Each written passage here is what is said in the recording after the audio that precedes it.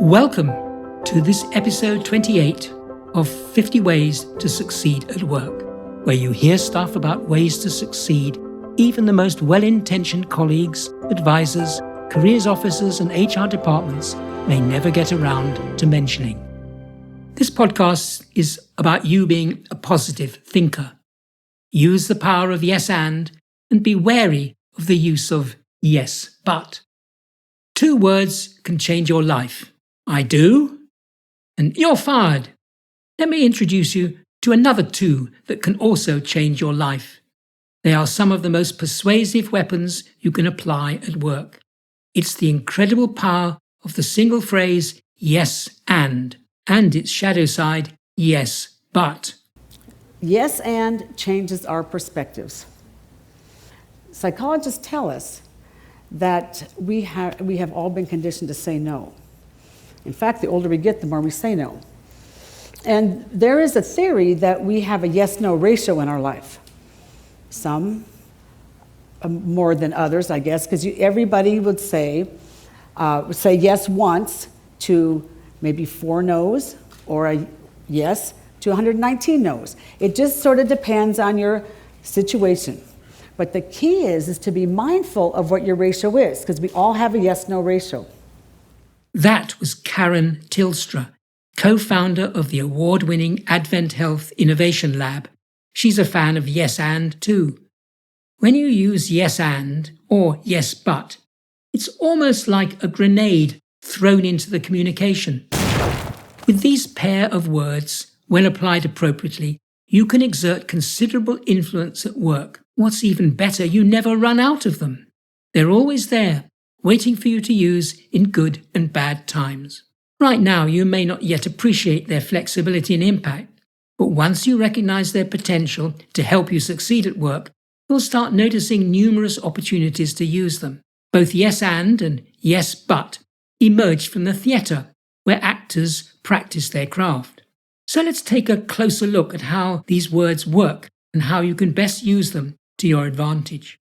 Actors use yes and during improvisation exercises to stimulate their responses and ability to think on their feet. Applied at work, it would sound something like this. I'd like to be an expert in artificial intelligence.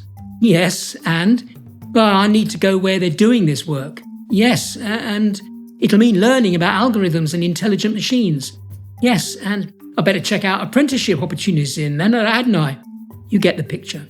Yes and can stimulate and extend thinking, opening new possibilities.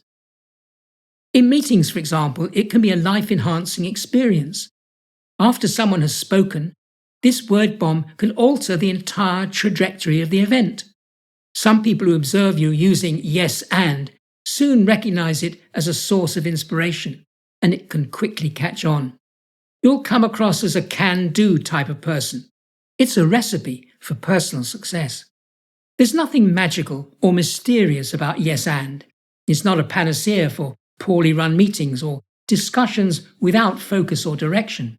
Yet it can transform how a group works together, which alone can enhance your search for success. Now for the shadow side. The dreaded yes but. This much maligned phrase can also have a considerable impact.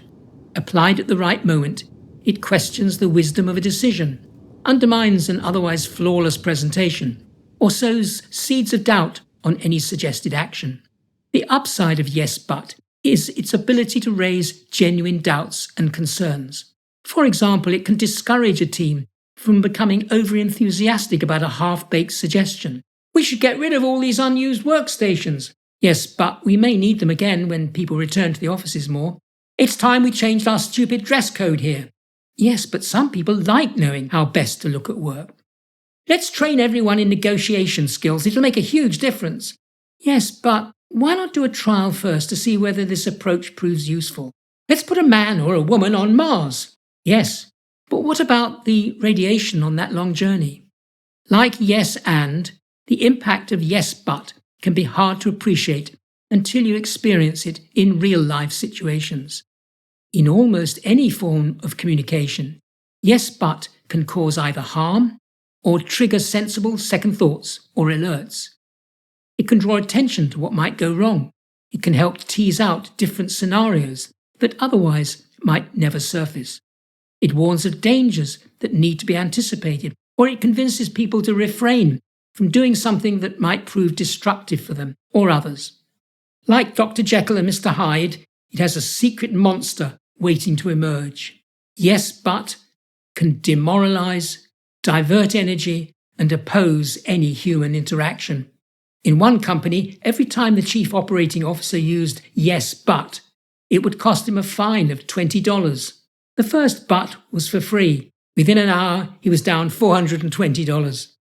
Watch out for the presence of yes, but. You'll soon recognize how it infiltrates conversations, meetings, and expectations.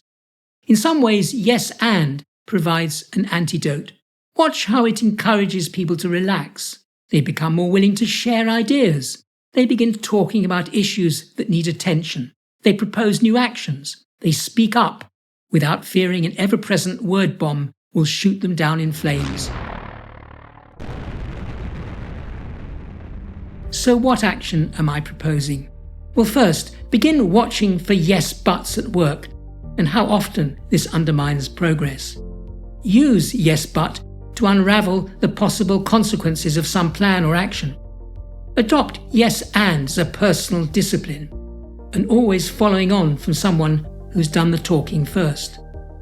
And my takeaway from this? Turn the power of yes but into yes and, so colleagues and senior people start to see you as a can-do sort of person. You've been listening to an episode of Andrew's 50 Ways to Succeed at Work. For more episodes, subscribe free to my regular weekly podcasts.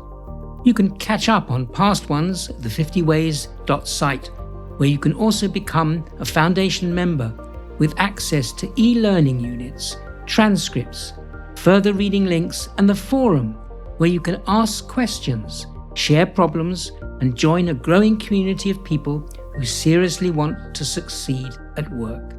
Thanks for listening, and bye for now until next week.